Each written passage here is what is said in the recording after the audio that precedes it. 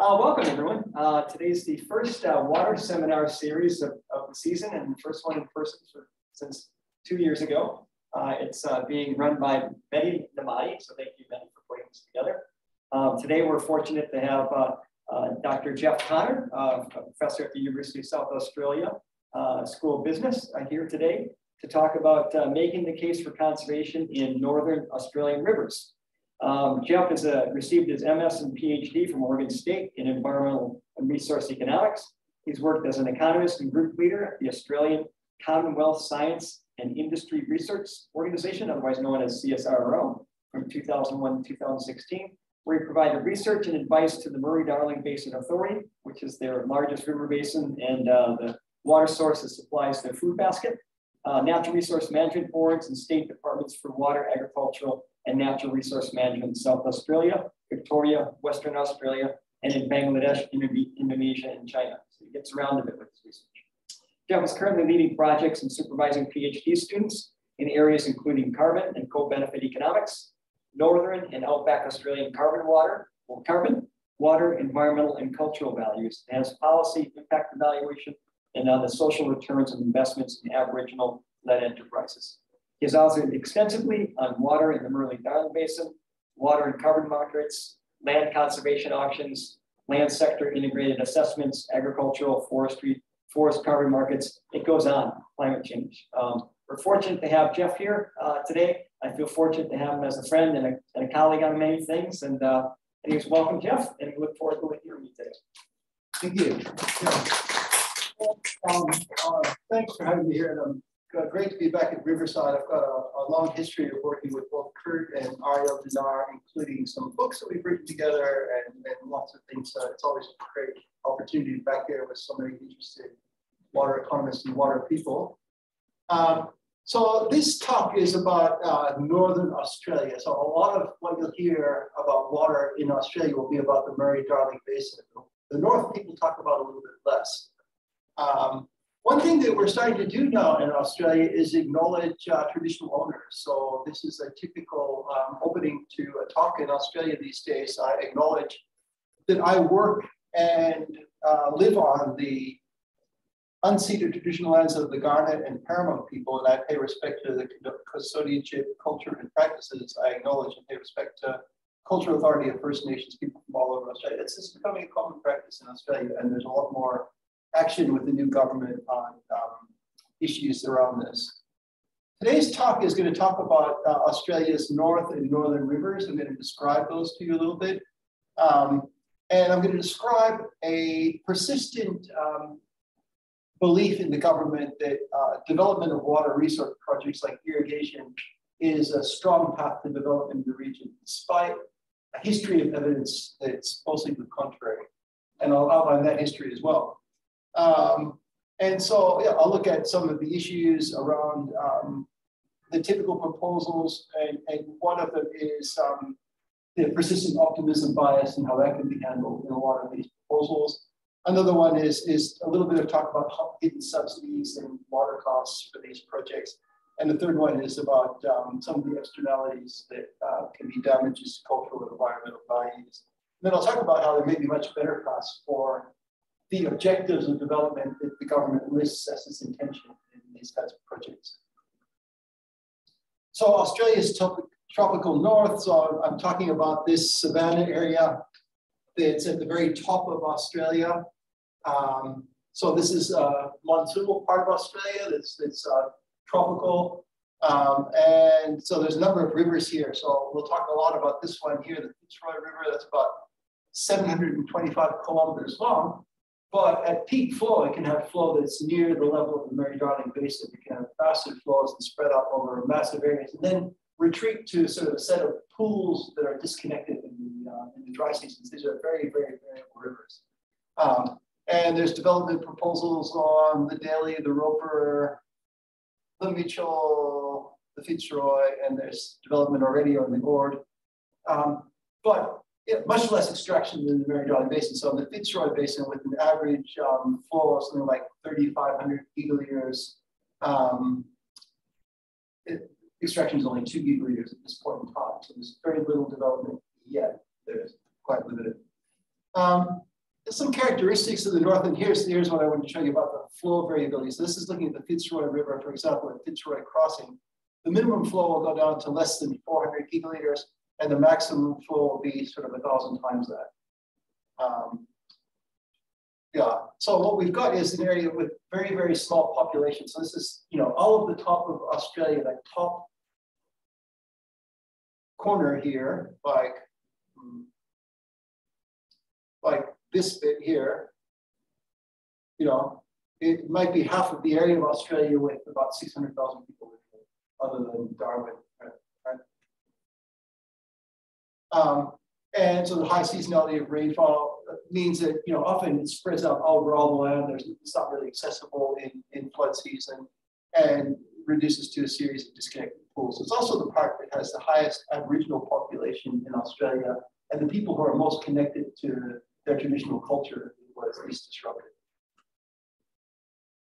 It's an ecologically unique place, and this flow chart here that I won't try and describe in detail just shows how ecological processes are related to flow. And the main characteristic to note here is that, with that high variability of flow, pools will disconnect and reconnect. And the ecology has developed in a way that is adapted to that. So, for example, there's an iconic sawfish in there. It's like a swordfish. It's got this big front saw on the front of it. And, in a pool that retreats, the eggs for the sawfish will survive up to 8 years, but if flow is so disrupted that flow isn't reclaimed in 8 years, that's likely to be disrupted. So there's a whole series of issues around reaching thresholds where connectivity between places starts to drop off, and so there's quite critical flow issues. Aboriginal perspective, this woman here, Anne Paulina, is a real leader in the region, and she runs a council of different Aboriginal groups, essentially, that are campaigning together for preservation of the cultural and environmental values of water, essentially. And they've got a very different perspective on things. So this is talking about that the past, present, and future are connected in thinking by Aboriginals. What we do now affects what happens in the past and the present, and they think about that connection, a much more intertemporal thinking than we typically do. First law, the law of the river, in the case of the modern world, so that's what they call the Fitzroy River, manifested intergenerationality. We're thinking about how things we do affect past and present. Inherited knowledge of the connectivity of land, water, animals, plants, living systems. There's a lot of knowledge actually about groundwater systems that Aboriginal people have from a long time ago, about where groundwater is flowing and how it's connected in ways that science is catching up with, essentially. So that they have a 60,000-year tradition and a lot of indigenous knowledge that we're starting to understand scientifically to be pretty important. And interestingly, and think about a property rights paradigm. We've got one PhD student who's doing a PhD on this. What if we didn't think in our normal utility function sense and we thought something like this, that a river is a sentient being and we belong to it, rather than we have property rights for water? And there's been a lot of proposals to develop northern water resources. It's been a focus of development policy in the north for decades, for probably a century, essentially. And so it's historically seen as, this would be the way to develop economies in the region. And yet there's a persistent record of poor outcomes for the projects that have been instituted. And still the interest persists. And so the presentation will document why this form of development is unlikely to have the desired impacts in things like jobs, income, employment, and development, and discusses what might be better development proposals for the North. History of projects, many failures. So, there's a number of, the 1940s, the most famous one, I showed you the Little Ord River, that's possibly the most famous irrigation development in the North. Originally opened in 1963, within a decade, cotton production had ceased, mostly due to pest damage. So what do? You build a second dam, right? And And that was planned for 70,000 hectares. By 2014, 5,000 were operating. And it's estimated that taxpayers absorbed between sort of $500 million and $2 billion in losses. Camelin irrigation project was one that was developed on the Fitzroy. And large areas of rice sorghum encountered multiple setbacks and was eventually abandoned. Humpty Doo project fogged down to support rice production, eventually abandoned and converted into a wildlife sanctuary. And so some of the common themes and the failures of viability of these projects are listed here. You know, often expansion projects were ambitious, assuming you can scale up very quickly in these contexts. Under subscription and utilization of capacity, this is an ongoing theme in irrigation projects, also in Africa and the Mekong, for example. Often forecast to rely on direct subsidies. That was at a time when we still have a lot of subsidy programs in Australia. Overestimated possible economies of scale. Supply chains facilities weren't profitable through transport distance factors. So, you know, for example, cotton, it's okay if you have a cotton gin, but you've got to build a cotton gin, and without the subsidy for cotton gin, this wasn't going to take on. Unanticipated agronomic challenges, so often optimistic about what can be grown, what kinds of crops, etc. And distance is a detrimental factor for, you know, maintaining quality when you ship things, and just the cost of shipping. These places are very far away from markets. Economists have been in the debate about this subject for a long time. So Kurt mentioned, indeed heard of this book before, Northern Myths by Bruce Davidson. So Bruce Davidson, he worked at CSIRO, just like I did before he started criticizing irrigation projects too much and kicked them off. And he went and became a professor at Melbourne Law and continued to write a couple of books about bad economics of the North and the Murray Darling Basin. And so, you know, he compared costs and returns and concluded that none would be profitable without large, unsustained and sustained government subsidies, and the fundamental challenges were distance to market, high labor production costs, and comparatively modest yields in these settings. There's no point in proceeding in economic agricultural development would act as a continual drain on the Australian economy and utilize resources that could probably be used elsewhere. I agree with the statement remains true today. It's still the same thing. And then there's been a few historic PCAs, you know, that have looked at irrigation projects that were actually built. So the Burdekin World Wildlife Fund, Less Than One, Denton Ward, they used a kind of an econometric technique. And what they did was they looked at capitalized land values, like a Mendelssohn approach, you know, and asked themselves whether those would be commensurate with the expenditure to develop schemes. And they found that, you know, the development costs were multiples of the potential capitalized value gain from development of irrigation. Grundoff and Campbell looked at the order again and came up with, well, there's a small gain for private investment, interestingly. And yet the public really paid the cost of it. And so the myth persists. And the Commonwealth, this is the last government, so I shouldn't attribute it to the new government, but they had what they call a white paper. It's like a statement paper about their position. And you know, their conclusion is water is the single biggest driver of economic prosperity in the North. The CSIRO was commissioned by the Commonwealth government to assess the potential for development in a number of northern projects. It's really interesting reading, because what you read into it is kind of the spin and presentation up front sounds very positive, but the critical science is hidden back in the documents, and you can kind of see what the scientists were thinking when they were writing it. So, for example, you know, it's possible, technically possible, to irrigate 600,000 hectares, create 4,700 jobs in an area where there's 7,000 people living now, and probably nothing like the sorts of people that they would want for these jobs. You know, but if you read the subtext where the economists spoke, they say things like, it'll require, you know, yet undiscovered crop rotation options and, and unlikely to cover costs, etc. But that's a bit of a subscript. I'm going to talk about another one, which is a proposal by Fortune Agribusiness as an agribusiness company to develop a large groundwater license in the Northern Territory. And again, big claims about potential benefits.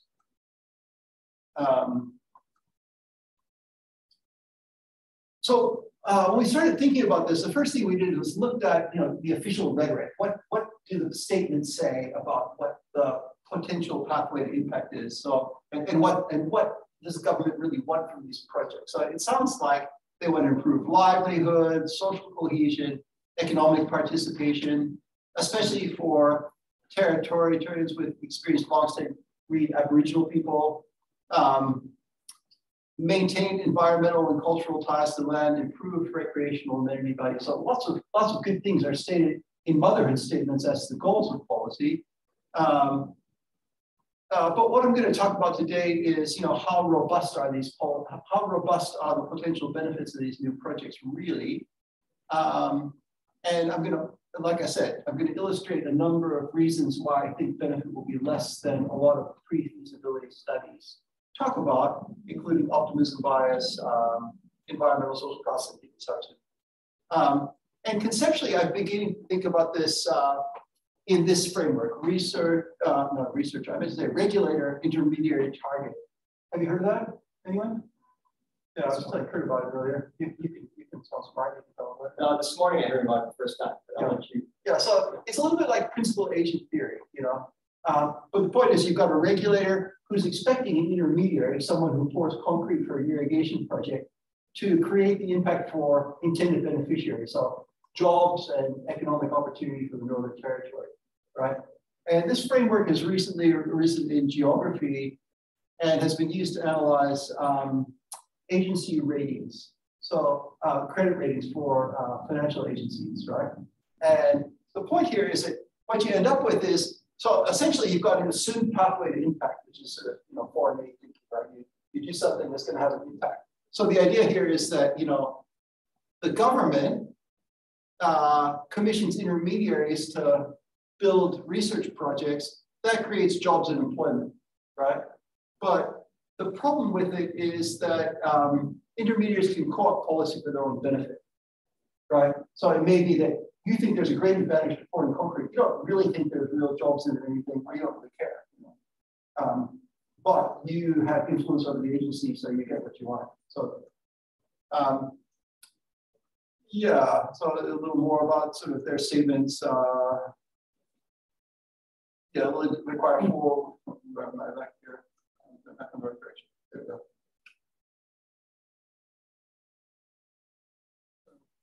Already. Okay.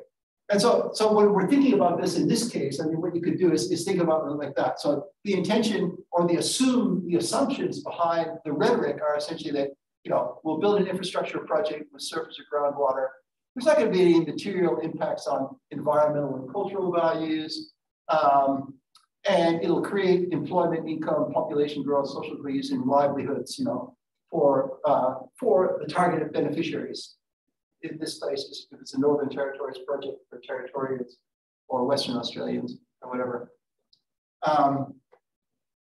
And a big problem here is optimism bias. So that's systematic benefit over estimation and cost underestimation. And it derives from cognitive biases, and you might think of the overestimation as delusion, like you just don't get it right, or you might think of it as deception. So there's strategic misrepresentation due to inconsistent incentives. So you may have an incentive to capture as much as you can, but you make it look like it's going to be a great public benefit. Essentially, that's the delusion. Systematic and predictable over-optimism about time costs. That's delusion, and and deception is essentially strategically placed. So Flyvebert was one of the big proponents of this idea, and he comes to the conclusion that a lot of it is because of political pressure to secure funding for projects. Information is withheld. It's not. This is to the detriment of the objectives. So you tend to be a yes man when it's time to make the project work and find ways to And it's endemic in dams irrigation projects. So ANSAR concluded that 3 out of 4 hydro projects investigated suffered cost overruns, and they're actually twice as expensive as pre-feasibility study shows. And Pethram, Kewen, and McMahon looked at 98 major irrigation projects in Australia over the last century, and they found that, yeah, again, costs were more than double than pre-feasibility study showed. Here's one by Higginbotham. Every 100 acres proposed of 75 irrigation projects in sub-Saharan Africa for 50 years. Only 16 were eventually delivered. So basically, you know, you say you're going to develop a 100-hectare project, on average, you end up with 16 hectares. So less than 20%. Didn't have anything about that. Let me show you some case studies where we've thought about some of these issues. So,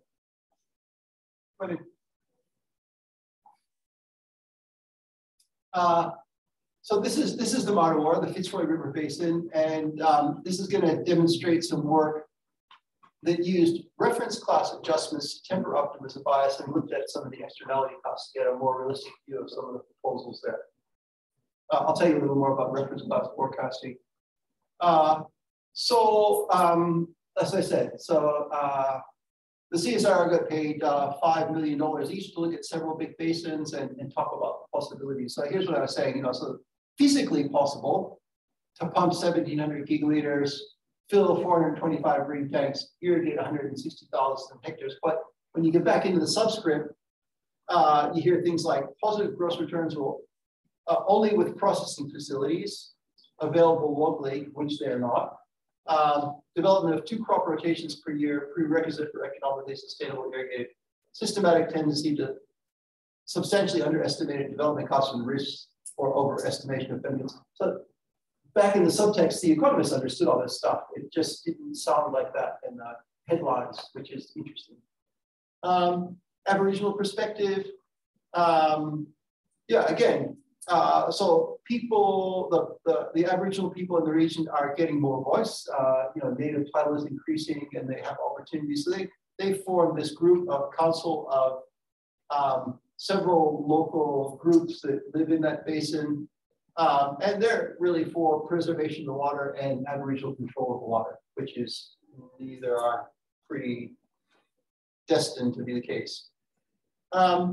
There's been a number of different proposals for irrigation that vary in scale from larger to smaller and with different sources of irrigation. So, you know, full dam across the river, as in the Burger King case. These are smaller ring tank storage options. So they were talking about before, they'll just put a tank on the ground somewhere, and some very small pasture production opportunities. And so what we did is looked at the studies that were done and used reference class forecasting to temper optimism bias. So the basic idea is illustrated here. You know, the point is that you have known causes of poor performance, right? Like poor data, scope challenges, political uncertainty, forecasting errors, poor contracts, and strategic misrepresentation possibilities. And some of this comes from the behavioral psychology of a number of biases that we're aware of, like optimism and anchoring bias. And the result is essentially that you can temper optimism bias by really these 3 steps. You understand similar past projects and, you know, say what was the time to scale up and what was the cost of water involved, etc. You establish probability distributions or estimators of what typical range of costs might look like. And you compare these to some of the assumptions that are put forward in a typical pre-feasibility study. Typically, you kind of scale them down as a result, essentially.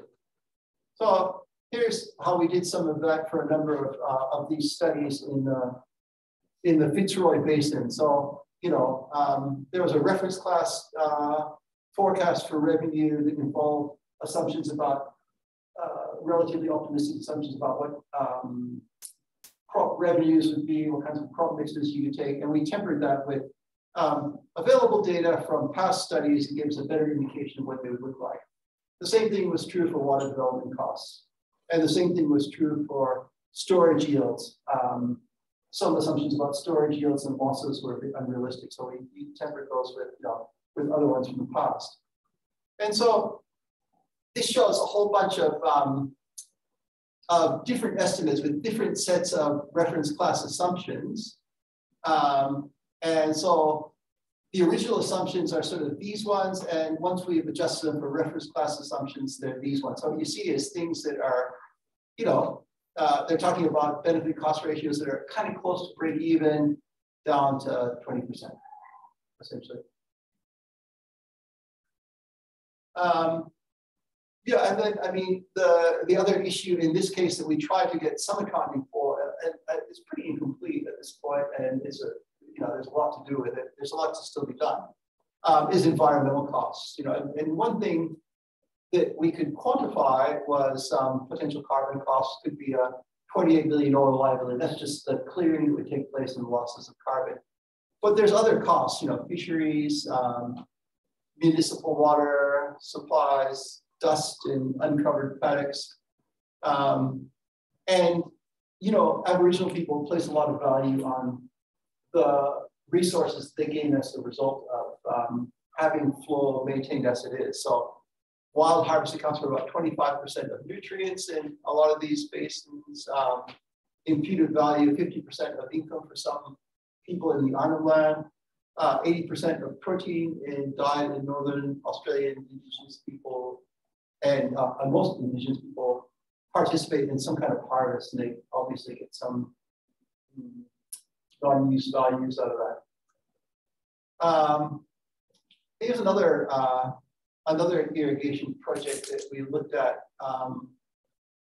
and to try and understand both optimism bias and hidden subsidy, and it's called Singleton. It's a Northern Territory groundwater irrigation proposal. So this is kind of near Alice Springs, well in the outback, and they're talking about a irrigation development, but it's all surrounded. If you can see here, this is all native tidal land, and out in a bigger circle, there's a lot of important indigenous lands that have high cultural value, etc. Here you can see the location of groundwater dependent ecosystems, these green dots there. And so the fear is that this is the largest license ever granted in the Northern Territory. It's a large license. It'll draw down water in a 50-kilometer radius around this.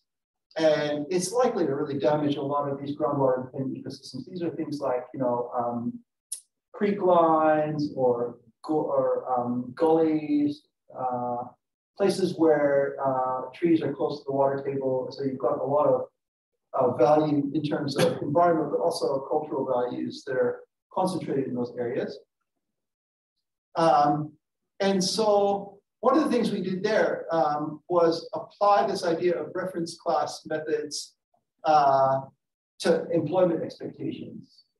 So, one of the big arguments is it's going to create a lot of jobs, but it turns out that actually in the Northern Territory, about 90% of contract seasonal labor is from overseas. It's fly in, fly out. And in addition to that, these are seasonal jobs. So when you correct them for what their full-time equivalence is, and you consider what will filter down to local beneficiaries and what's likely to be Aboriginal employment based on other similar irrigation projects, you come up with some very small numbers. But so a huge overstatement in a sense, at least from what you might perceive it to be in the first place. And the same thing is true of most of the inputs are spent out of state. So a supposed $110 million difference can be reduced to that range in terms of what we expect for local expenditure from that kind of activity. This story received a lot of media. So we wrote a report for the local land council, and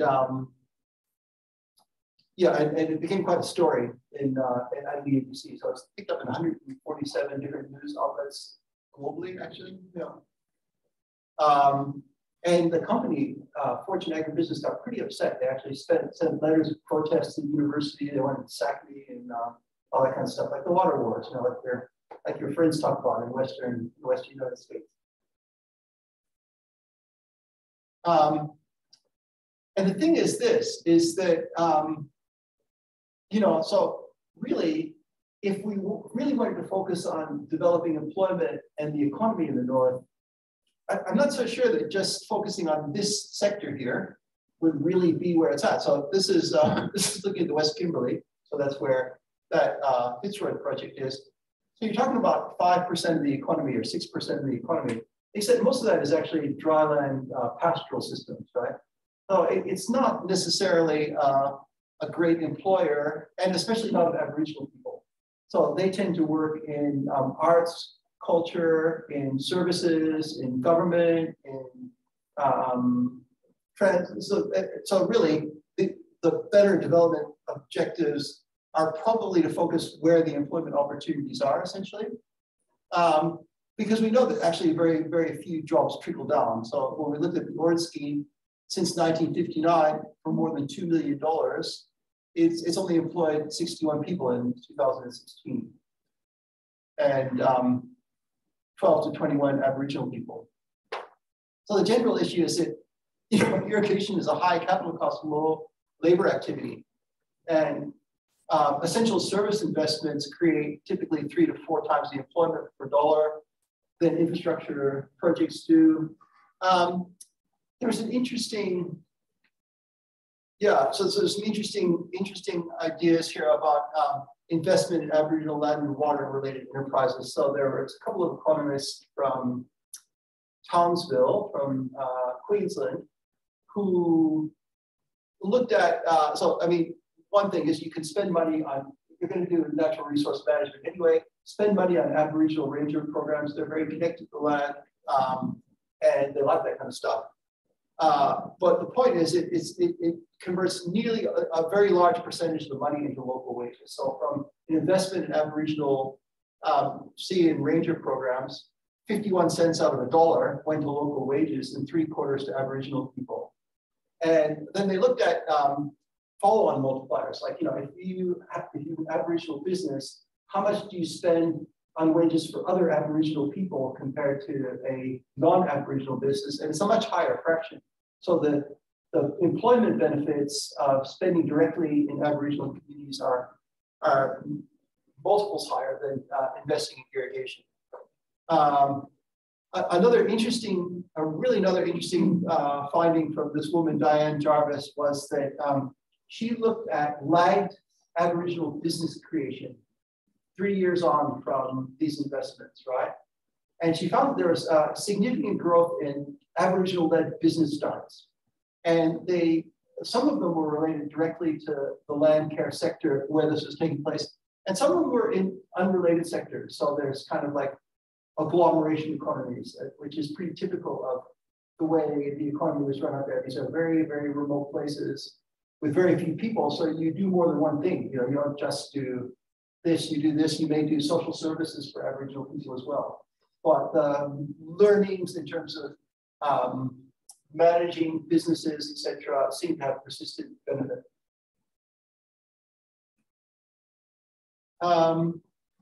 I mean, another conceptualization of how you could think about the benefit of other kinds of investments is this idea of social return on investment. So I've got a PhD thesis student who wants to do that. He's actually a Bolivian indigenous person, and he's been working in the space prior to coming to Australia. He's a recent immigrant. But the idea here is that, you know,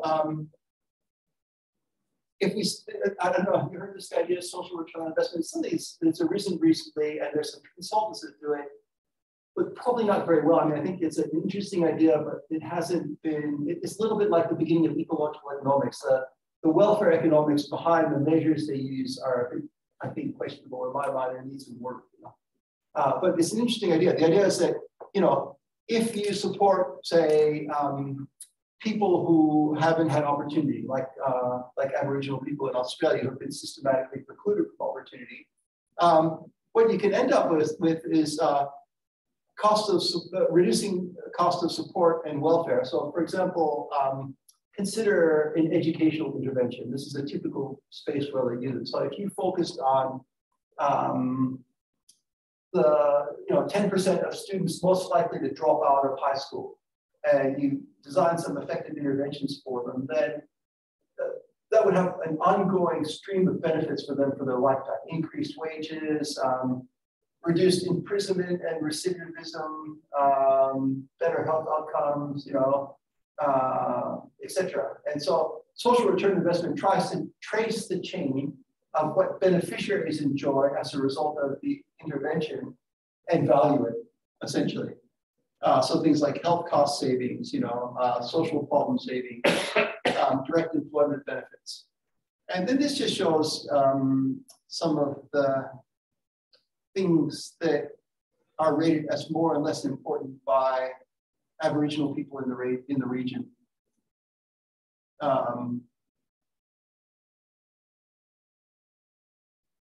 And some recent studies in the space that they tend to find very large social benefit. And so the point would be that so land care for feral control, flexible learning options, Aboriginal sports clubs, telehealth, social housing upgrades. Often these kinds of studies find benefit cost ratios that are many multiples of what irrigation might be. Yeah, so what do I make of all that? I guess, it seems to me like it's time to bury the myth that northern development requires large irrigation investment. It sounds logical, but it isn't really, and recognize that the best jobs, wealth, social, and environmental prospects can recognize natural and cultural values as core assets and evaluate and invest in best jobs, social and environmental outcome options, and invest in human capital and governance. I don't think I've really proven that.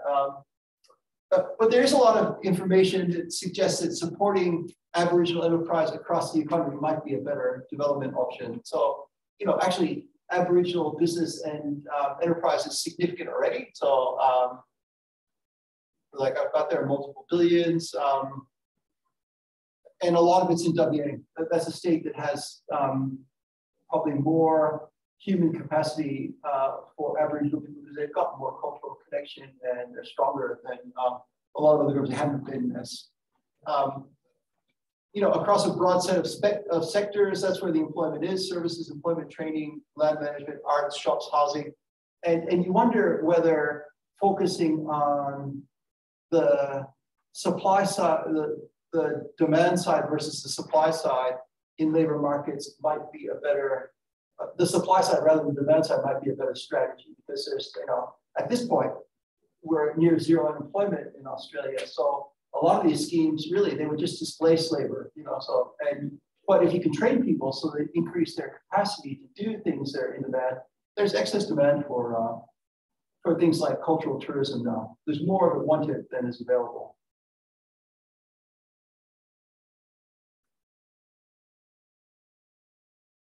Oh, that one's out of order. No, maybe not. Okay. Yeah, so these are a number of reports that looked at what could support Aboriginal development. It's most successful when led or significantly controlled by Indigenous communities with legal treaties or property rights for First Nations people. It's hard to work without property rights. Policies build on sustained relationships, trust, focus on building human capital governance, mentorship, business incubators, philosophy of self-determination, enterprises that strengthen and preserve culture, emphasizing natural and cultural capitalist advantage, enabling framing rather than emphasizing disadvantage. Here's some of the opportunities that we canvass. I mean, this is what's already going on. So carbon farming, savanna burning. So that's a way of carbon farming in the north, which is that these tropical savannas, they get a lot of lightning strikes in the peak of summer, and they'll burn. And so what they'll try to do is burn early ahead of the big wildfires with smaller controlled burns that are healthier ecologically, but they'll suppress the opportunity for fire later. they can actually get carbon credits for that on the Australian carbon market now. And it's very job intensive, so it creates 12 jobs for $1 million of expenditure, for example. Bush food, globally $130 billion. And there's a lot of interest, and I think there's a lot more to be developed. There's already 500 to 1,000 people who are working in that space. Policy to collect intellectual property is a big problem for Aboriginal people because people rip that stuff off and use it. Tourism is already, there's 56 tourism businesses in the Kimberley that are employing a few hundred people. Art is really big. So it's worth about $200 billion, and there's lots and lots of people, thousands of people that work in it. So what are my recommendations? I mean, I think that the Australian government could apply some of its own investment principles for water more rigorously, and we could have some kinds of systems of neutral third parties required to look at these things in a way that is transparent, and so that this kind of story would get out to the general public before we waste a lot more money on it. So right now, there is a scheme which is called the NWGA. It's a water investment scheme. It's the National Water Grid Authority. That's what it's called. And so they've got a whole bunch of billions set aside to build new dam projects. And in their evaluation principles, they say that their investment analysis should have a consistent, robust benefit cost analysis. Presumably, that would also include, adjusting for known optimism bias with things like reference class assumptions. They say that you should consider public benefit, regional prosperity, and jobs. So that would mean focus on the beneficiaries. They say you should account for social and environmental impacts, and you should consider all options and choose the highest benefit option. And that would include things that work in irrigation. So, I mean, simply doing what they said they would be good progress. What they say they should do in their principles of investment evaluation. And so my overall conclusions are that the stated objectives for northern development focus on resident populations, but irrigation continues to fail to deliver the objectives to residents. The assumption that irrigation development pathways can achieve the stated goals are probably incorrect. So, if you look at the evidence, you wouldn't think that pathway impact would really be as perspective as it's sort of spoken about in the rhetoric optimistically. There's persistent and large optimism bias, and it's led to massive government support, including allocation of water rights to privately operated projects unlikely to achieve positive returns. Intermediaries used to deliver benefits like large agricultural enterprises are likely to gain most. Little benefit flows back to target beneficiaries. So that's kind of the essence of the conclusions that I'm drawing. I think this is another statement of conclusions with some additional ones, I think. So yeah, irrigation is a poor investment. But then coming to the alternative pathways, and this is something that I probably have to develop better. Plans for the region's land and water can enable cultural development and development goals if grounded in two paradigms. The modern economy, where knowledge, services, experience, rather than bulk commodity production, are the most significant value-added benefits. And I think that a lot of the sectors that are prospective probably have better prospects for growth. Bush food, bush medicine, art, culture, tourism. These are all growing sectors of the economy while agriculture continues to contract. And the biggest problem with this region has been distance. They're so far away from things. And I think that's changing too. So what we see now is with digital enterprise, people can do things better from remote places. Yeah, and I think that traditional and living Aboriginal social and cultural values should have more say in how we guide water management, essentially. That's the overall conclusion. So there you go, about 10 minutes early. Yeah.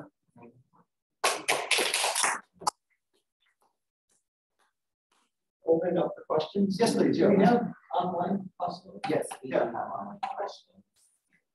Why don't we start with the audience first? And then we'll a couple here, and then we'll put it online. All right. I have two questions. Yes. Just in case. Okay. You mentioned in the beginning of your presentation that this is a tropical region. Mm-hmm. So why irrigation? This is a tropical region. Yeah. Well, I mean, it's there's not rain-fed. Yeah, there's been arguments for supplement. I guess. Yeah. So I guess it would be in the dry season they would grow things. You know, the monsoon has rained, but too much. I mean, they do dryland things up there. So avocados are grown in the north, for example, without irrigation. But I think that with a lot of things, you know, basically the land is flooded in the winter when there's monsoon. And yeah, we just heard about what is the name of that university town that was flooded. Oh right, yeah, Lismore and all that. Yeah. Okay. So I think it's just that you know the growing conditions are better in the dry season. I mean, irrigation is often done in very dry places, right? For a lot of reasons, like pest control and isolation, and you know, there's a lot of reasons it is. So it would be a similar kind of thing. They're thinking of similar kind of irrigation that you would do in the dry season. So thanks. My second question is whether, so you talked about optimism bias. Mm-hmm. And my question is whether or not those studies that you presented took into account also possible scenarios of climate change and how that will affect the ratio of benefit cost that they reach. Yeah, a good point. And I'm not sure that they did, but clearly, you know, in a lot of settings, reliability of water supply would definitely be affected by climate change, or very likely to be affected by climate change. And so I think that would probably change things. Extreme heat events might be more severe, etc. I haven't seen any analysis of it. Michael. So, Jeff, your talk resonated with me personally for several reasons. For 19 years, I've been working with Dale Whittington for the Hopi tribe. On a case concerning their water rights. The decision came out in May and was very negative for the Hopi. A lot of what you said, I actually love Dale to get up, but we'll talk. That would be great to talk to Dale. The other thing what resonated is about 8 years ago, I wrote a kind of history of irrigation development. So one of the things that struck me, you know, is many of the irrigation projects developed in the late 19th century and the 20th went bankrupt. And they were then, you know, recapitalized, and you know, the original investors, shareholders lost their money. And so it was, you said something which explains that. I mean, it's right, I should have thought of it. It's this, you talked about the high capital intensity of water, whether it's irrigation or. And you talked about the contrast between investing in human capital, natural capital, and physical capital. I think that's a key point. The water infrastructure lasts a long time, 80 years, 100 years. You know. And so the two crucial issues are the discount rate, but also how long it takes for the utilization to build up. And so, you know, if you assume you know, day one, the spigot runs on and everybody, you know, plants crops and does everything well.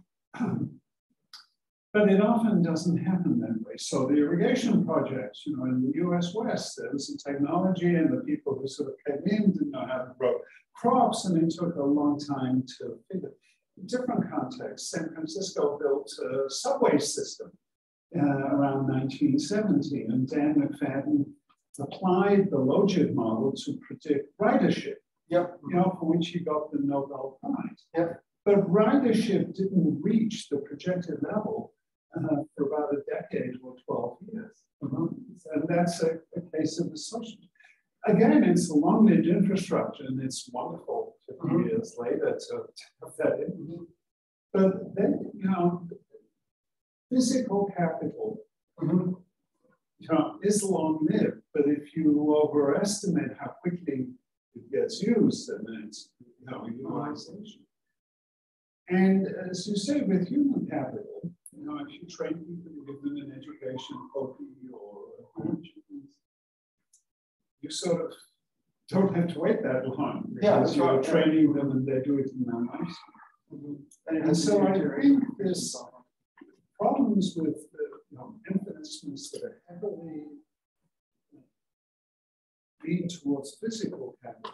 It may be that that's a common denominator both between the Bay Area rapid transit and all the irrigation projects in the West.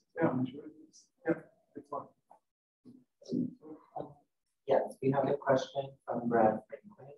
He says, thanks for the interesting talk. I'm curious about the value added of the RCF analysis relative to what BCA would tell you. Did you find it valuable, and would you apply RCF in other projects? Definitely, yeah. I mean, I think that you know, you might just call it sensitivity analysis too, and Brad probably already does that in projects. Yes, you want to know? You go ahead. Yeah. I feel like that was a great presentation. Thank you so much. That for any project to be successful, local population is important, right? Yeah, and I believe maybe the local population needs are not to participate because they have this 60,000-year-old tradition. Well, they're not included. It's not that they wouldn't like to participate, just that they're not often given their awards. Is it because maybe they lack the expertise to be involved? That's part of it, but you know, systematic discrimination. I mean, this place, you got to understand, Australia had essentially apartheid until the 60s, you know, and Aboriginal people in this region were essentially slaves until the 1950s or the 1940s. And so they lived near their original settlements on cattle stations, sort of at the really the whim of the owner, you know, but they still try to be attached to and practice their traditional habits. And people who are my age and older are part of what's called the stolen generation. So they actually, like the story in Canada, you know. Well, like American Indian reservations. Or American Indian reservations, yeah. So they took the kids away, and the point was to, you know, forbid their language, preclude them from culture, and it was so there's a legacy of very systematic discrimination, and it continues today. They're not given much voice, and then the additional problem is, you know, I showed that picture of Anne Polina and her counsel. It's a brilliant woman. She's actually a professor at Notre Dame University in Broome. But you know, without the Pew Charitable Trust, which gave them a large endowment to build capital of their council where they have some voice and opportunities to interact in this process, people aren't resourced. So I think that is a big part of it too. You know, if you work for the government or the university, you go to these meetings, that's your job, you get paid for it. You know, if you're Anne, as great as she is, she's still, you know, not getting paid much and working on very little wages, you know, and doing great things because of her passion. But it's not, yeah, so I think those are two parts of it, two dimensions. There's actually pictures of, so there was a revolution, there was a revolt. They said, we're not doing this anymore. We're not going to be slaves on your land. We're going back to our own country. 1946 in WA, the government went and rounded up and chained up people who did that. Like, you know, it looks like people in chains. Yeah. They're not long at all. Yeah. So it resonated with me in a lot of different things. One being consultancy in terms of initially they interacted all with the frontline communities and trying to figure out what a solution would be. And we got kind of this really optimistic, you know, potential outcomes, and it's been a complete failure in terms of what they've achieved to date. To their benefit, kind of what you're getting at is, I see them making more of an effort now to bring in the frontline communities in the information gathering process and now the decision-making process, which is hopefully going to reduce the rate of failure. The one thing I think you talked about projects, these traditional industries that have failed, right? And you've identified kind of alternatives, which are different types of more local products and possibilities. It'd be interesting to see if you could start to identify case studies on that side of it. Yeah. Right. And maybe in the Northwest with logging versus ecotourism would be one. But maybe it's governments just don't know what the other alternatives are. Yes. Right. And so we could start to, that would be a nice compliment, I think. Yeah. Good point. That's sort of one direction we are going. Well, just on this, you know, the return to human capital is sort of nebulous. I mean, you pour concrete, and everybody understands. You give training to Aborigines, or what I mean is that seems nebulous. Yeah. Yeah, that's right. There's a bias. I actually started my research career. He's a research assistant on a project in most of the house to measure the return to education in India. And so I know, but to ordinary people, that seems nebulous. Spending money on education, this seems nebulous, and building a something. It's concrete. Yeah, there's a strong bias towards the tangible. In most people's perception of what's a good investment, oddly. That's not really true, right? Yeah. And that's an interesting one. I wonder what communication device would make that more evident to people. You know, I guess a lot of what I'm doing in this project, because some of it is working with the NGO sector, is also, you know, making reporting that's accessible to a broad public and that resonates with the broad public. So there's an interesting question that has bothered me for a long time. You know, somehow people are biased to think that you got to build something. It's got to be something you can see. It's got to be a building or a concrete, and you know, some investing in education or development of services that seems too nebulous to people. They can't understand how that can be a real thing, even though it's mostly economy. I don't know. How would you communicate that in a way that people are? Think about it. Well, so it's not just optimism bias, it's physical capital bias. Yeah, it's a physical capital bias, correct. Yeah. And I was thinking, when he's talking about these dams being long-lived capital projects, I think of human capital being long-lived capital projects, generational, right? Yeah. Well, the human capital revolution, right, is only from the 1960s. What's the name of the economist in Chicago? Okay. So, talk about that. I don't think I know. I'll think of this name, and he won the Nobel Prize, but that's with I was an undergrad. You know, so for economists, the notion of human capital is a somewhat recent one, and it's an analogy, so we get it. Yeah. But for non-economists, it's still more. And as you said, the fact that the majority of the economy is in the service sector is kind of doesn't register. Yeah. With most of us.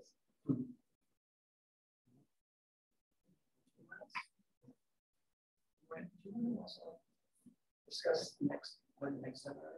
Yeah, thank you. Thank you, Jeff. All of our good information and good discussion. Next seminar will be in October, and we will announce the dates and the time. But we're having our seminars every month now. October, November, and December. We have great seminars.